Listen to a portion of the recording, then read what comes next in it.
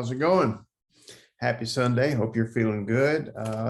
Today's video has a little bit to do with perspective and goal setting. I used a particular example, which I find is often effective with people to help them understand part of what it is they're seeing and perceiving when it comes to goals and where they're at. So the first part is I want you to take a second.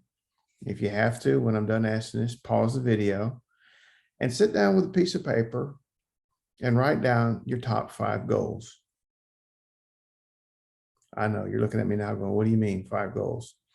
The top most important things in your world, in your life, things that you want or things that you want to keep or achieve or do or be. And try to be specific. Oh, try. Oh, there's that word. Oh, tries fail. How about be specific? I said it that way because what's going to happen is you're going to sit down and you're going to write things like happy life. Okay. What goals do you need to achieve to have a happy life? You go, why is this important? I've said before, and I'll say it again. If you do not know where you're at and you do not know where you want to be, how are you supposed to get there? You need to be able to have some way of measuring and finding, moving from point A to point B. If you don't know where point A is, you don't know what direction to travel to get to point B. And if you don't know where point B is, you're really going to have a hard time finding. If you don't know where A or B is, well, you're just screwed. I don't know what to tell you, dude. So sit down for a minute and think what it is that you really, really want. And put that on a list. Why do I say 5? More than that, it starts getting complicated and it's too hard to follow. 5, though, is enough that some days you will not be able to work on or get to one of your goals. So it's nice to have some backup goals. The backup goals will help you because maybe today you can't work on, getting to that level of schooling you want or that job you want. There are other goals, and it may be something to do with family. It may be something to do with your personal health. A lot of the goals will tie in with each other. The thing is, though, is by having a specific goal, you'll know when you get there. I mean, would it be crazy of you to jump into a taxi cab and someone said, where do you want to go? I don't know, but I'll know when I get there. Just drive around. Then the thing comes to a place where you will stop and go, oh, crud, I just realized we passed my goal 20 miles ago. And now you're trying to scramble to get back to it. A lot of times goals are not really well thought out and you snap to them really quick. Like, I want this thing.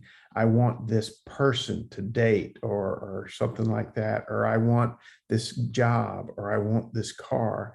And then you get them and realize they're not what you thought they were going to be. Your goals weren't well thought out. Oftentimes people will, if you remember as a kid, maybe if you didn't do it, someone who did it, who wanted some specific toy so desperately. And the wanting was the actual thing with them. And when they finally got the goal, they threw it in the closet. It didn't get played with, or it got put on a shelf where it collected dust and they never actually enjoyed it. That's why it's very important to figure out where you want. Now, this conversation came out because the person was asking me about being happy. And I said, there's several ways about being happy. One of them, which is my preferred method, which I don't think you're going to do. So there's no use me even telling you. No, tell me anyway. And I said, first one is if you learn to really love what you have and appreciate it and focus on it, you will be happy. And you will have what you want because you want what you have and you will enjoy it. And that will make you tons more in a better place than you are now. And usually what I get is, oh yeah, I can do that. Because it means looking at what you got from day to day and to stop comparing. See, the minute you start comparing, you start finding a way to make yourself unhappy. Because either one of two things will happen when you do that comparing. One, you'll have more than somebody else. Now, if that makes you happy, great. You have to worry about keeping more than someone else and not finding anyone else that still has more than you. because the world is very uneven that way. There will be people with more, people with less. Sooner or later, you're going to bump into people with more than you, and now you're back to being unhappy. You let your happiness depend on that. So if you're not busy comparing, you're busy being unhappy. So learning to enjoy. So put that to the side, because most people aren't going to do that. And that's why I say, well, then let's work with goals. Now, goals are important because if you realize where you're at and what your goal is, you can see if you've achieved it, and you can focus on achieving the goal. And to some point, that will help you to start making things move in your life. Now, I want you to take a look. I'm going to throw a graph in here. And the idea is there's two graphs, and I want you to understand the differences between the two and how people see their world. So in the first one, if you start out and you buy stocks are pretty easy to follow in that sense. You watch them, they do that little thing on the stock market and all that, where, oh, my stock's going up or my stock's going down. And I start with even numbers. If you start with $100, you buy the stock. And then in several weeks, it goes up and you see it's $125. And you're like, woohoo, you're happy. And then it trails up again and it goes up to a higher level. It's 150 now, 2 weeks past that. So in 4 weeks, you've made it to 150 and you're just thrilled to death.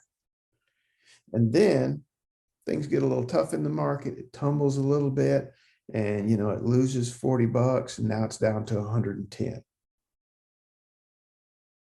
So think about it. Started at 100, you went all the way up to 150, you dropped to 110. Now, envision a second graph. You started at $100 and ever so slowly, it kept going up, creeping up little bit by little bit until finally, at the end of about the same period of time, it's at 110.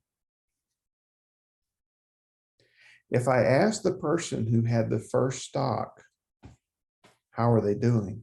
Odds are they would focus on, man, I lost $40. I can't believe it. My stock was 150. Everything is horrible. I had 150. I wish I'd cashed it in, was 150. I lost $40 and everything is about the loss. Their whole life is conceived from a loss.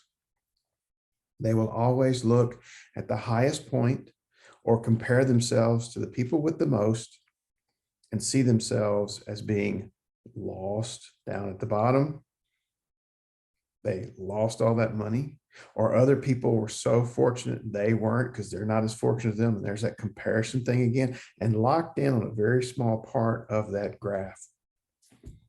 Now, the other person who slowly crept up to 110, how you doing? Well, I'm pretty good. I made $10 on my stock. I am so happy. Because they never had to face any downs. The thing is it's the same figure. And if I ask people which stock they'd rather have, I actually have people tell me, well, I'd rather have the second one because, see, there was no losses. I won. You got the same money as the other guy. Yeah, but he lost $40, see? And this is people coming from a loss. So now, putting these two things together, it comes to what I call an epiphany. You're born into this world naked and slimy. Everything from there up is a gain, okay? All of the things you've experienced in life, all of the happiness, anytime you had something enjoyable, good cup of coffee always makes it to the top of my list. A good meal can be there, but also friendships, love, feeling good about things, accomplishments, goals, little things that you've done along the way. See, we tend to attach a lot of stuff to our losses along the way, but kind of like that stock, you can only have that loss after you've had that gain. You have to have some value. And in life, you started with pretty much zero. Everything after that has been a gain. And a lot of people get upset because towards the end of their days or whatever, they get a little bit less active or a little bit less able to do things. Or some people have really good jobs when they're in their middle of their life and they just do excellent. And then they come down. They're very focused and spend all their time on what I lost. I used to be able to afford this. I used to be able to do that. My health used to be like this. And look at me now. And they would much rather have the life where it was very slow and boring and dull and creeped up slowly till it got to the point where they're at now. And my thing is for those people that had those great ups, yeah, they had downs. They still ended better off than where they started. And if they can focus on the fact that they enjoyed and had things, they're still ahead, way ahead of the game. In fact, if we look at it, most of us are ahead of the game. The majority of people can walk and talk and chew their own food. They can go outside. They can do things. They have clothes. They have a roof. Now, those people that don't have those, they're suffering. Oddly enough, though, I bump into some people like that, what I would consider, wow, it's a pretty tough life. They're suffering, and they're actually in a better place than a lot of people I know that have a lot of stuff. Because the people with a lot of stuff spend a lot of their time fearing losing the stuff. And you really need to examine where you're at. Are you focusing on the losses all the time instead of focusing on the things you have and the gains you've made? You started at zero. You're way ahead of the game. And for those people who can only focus on the loss, then you're always going to focus on the loss. And whenever you gain, you're going to be afraid of the loss. And that is an awful place to be. To spend your life either remembering the loss or fearing a future loss. There's your depression and your anxiety. Clinging to bad memories of the past or fearing things that are in the future. Depression and anxiety. Happiness is in the present. It's right now. That's why they call it a present. It's the old joke. It's called a present because it's a gift. And you have it. Enjoy what you have now. And I guarantee you, most people who tell me they're not enjoying what they have now, it's because they're comparing it either to somebody else or they're comparing it to some point in their life when they had better, or they're focused on what they want that is better. Like I said, there's nothing wrong with goals. They're great. As long as you understand they're a goal, you have objectives, and you're working towards meet it. If you can find a happy medium, though, where you can have a goal, you can also enjoy where you're at right now, your life will start to feel so much better. Relax. Enjoy. Hope you have a good Sunday, and I'll talk to you later. I hope the graph part kind of helps you understand the idea that where are you and what do you picture? How do you think about life? Do you focus on those little areas where you lost? Are you totally consumed with gaining? Are you able to enjoy your life when you do have abundance? Odds are most of you have abundance right now. How do you see the world? What are the things you want? What are the things you have that you can learn to want? Again, can you strike a happy medium? It's okay to want, a little bit of this and that. You should also be able to enjoy a little bit of what you got. Don't be the kid who finally gets what you want and realize, this is no good. Oh, dang, almost forgot. It ties into the other part. When I ask people to focus on what they want, they tell me these things like, I want a boyfriend or a girlfriend. I want a good friend. I want family. They forget their goal. They get the family, or they get the person, they get the boyfriend, they get the girlfriend, they get the significant other, they get the best friend. And immediately then they forget that that is their primary goal, and they start slipping into I wants and others. They have a good friend, and then they start to squabble over little stuff like where they're going to go, what they're going to do. They get upset, they get angry because now they've taken their eyes off the prize, which is another reason for listing those 5 is good friend. They're willing to sacrifice good friend because of something that's not even on their list of top 5. Like, I really wanted to go see that superhero movie, and they made me go to this stupid, rom-com. And so they have this attitude, and they're willing to jeopardize a friendship over something that's not even on their top 5 goals. Ever since I was very young, I would talk to a lot of people, and a lot of people would be very focused on getting a girlfriend or boyfriend, and they would be going here, and I'm going to ask that person out, and I'm going to do all these nice things for them. And then the minute they get them, They start getting very lazy and they start focusing on other things. And then they quit doing all the things that got them where they wanted to be, which was in that relationship. Jobs are the same way. I have people who are so focused on getting a job. And when they finally get that job, I got it or whatever, then they quit putting the effort into it. They get lazy and they start focusing on other stuff that has nothing to do with their goal. And then they lose that. And then they sit there and they boo-hoo because they lost that job. And I'm like, yeah, but you wasn't focused on that job. You were focused on all this petty stuff. So if the top of your list is relationships like friends, family, romantic relationships, you need to really look at that and go, is that what I want? If that's what I want, can I keep focusing on it? And some of the other ones, like careers, health, even wealth. I'm okay with that if you put that in your top 5. You need to define what wealth is, though, and then understand what it is you're going for. If you can define those, then you can define ways to move along the path. And you also have to be able to look at the big picture and figure out, am I moving closer to it? If I'm not, what am I doing to stop myself from moving towards my goals? So it gets very complicated, very entrenched, and you get stuck in certain patterns of behavior. And then your goal is this, but you're aiming for this, and you see how they don't work. So focus harder. If you're a salesperson, I would tell you, take that big list of things you want and put it everywhere so you can see it.